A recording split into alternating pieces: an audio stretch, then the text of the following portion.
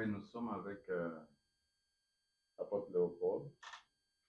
Nous parlons du sommet de l'unité et que cela concerne tout le mouvement de réveil et nous disons l'église de réveil.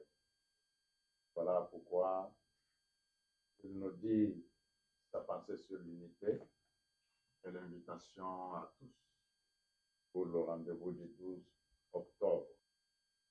Christ qui a fondé l'Église, il nous a exigé l'unité dans Jean 17. Et je veux qu'il soit un.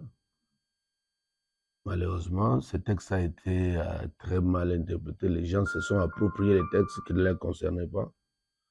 C'est à nous, premièrement, que nous devions comprendre le sens de l'unité. L'Église a grandement besoin de l'unité. Quand je parle de l'Église, je parle de l'Église, le mouvement de réveil dans son ensemble. Donc, le mouvement de réveil, l'Église multiple. Que nous soyons des églises indépendantes, des renouveaux charismatiques. Ce sont des étiquettes. Pensons au moins au début de notre foi.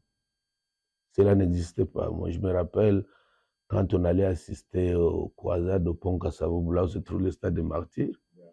On se retrouvait tous ensemble. Là. On ne posait pas la question, tu appartiens à quelle église. Les seules sociétés étaient nées de nouveau. Et cette joie-là qu'on communiquait, qui a favorisé l'éclosion de ce qu'on appelle aujourd'hui les réveils, je pense que l'esprit du commencement est très important et le passé est bon parce qu'il lègue pour l'avenir. Aujourd'hui, l'Église a pris conscience de l'importance de l'unité et de la maturité. Ce qui nous unit, c'est le sang de Christ. C'est ce que Christ a fait à la croix et la puissance de la résurrection pour nous justifier en lui. C'est les fondamentaux qui doivent militer en faveur de la communion de l'Église. Je nous invite tous ensemble. Aujourd'hui, nous avons lancé ces ballons d'essai. Je nous invite de saisir ces ballons au bon. Nous allons nous retrouver les 12 à Hilton dans un grand sommet de l'unité et de la fraternité. Parce qu'il faut commencer quelque chose quelque part. Personne ne peut être d'accord, personne ne peut être silencieux, avoir l'état dans lequel l'Église, chacun dans son coin et autres. Pourtant, si nous mettons les dons, les grâces que Dieu nous a mis ensemble, nous sommes plus puissants encore. Ça, l'ennemi le sait.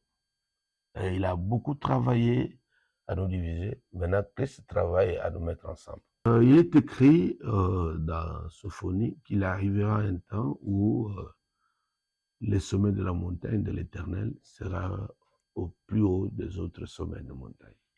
Quand l'Église travaille dans le sens de l'unité, elle lance aussi un appel aux politiques, au social, au culturel. Ce pays a plus que jamais besoin d'une cohésion nationale, avec tous les défis dont nous avons besoin.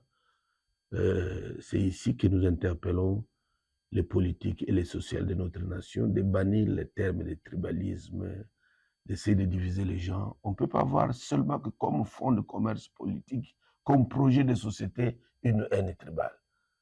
Et je pense que ces choses-là dépasseront plus. Comme l'Église prend ses responsabilités, nous voulons aussi prier pour que les politiques prennent aussi les siennes. Que Dieu vous bénisse.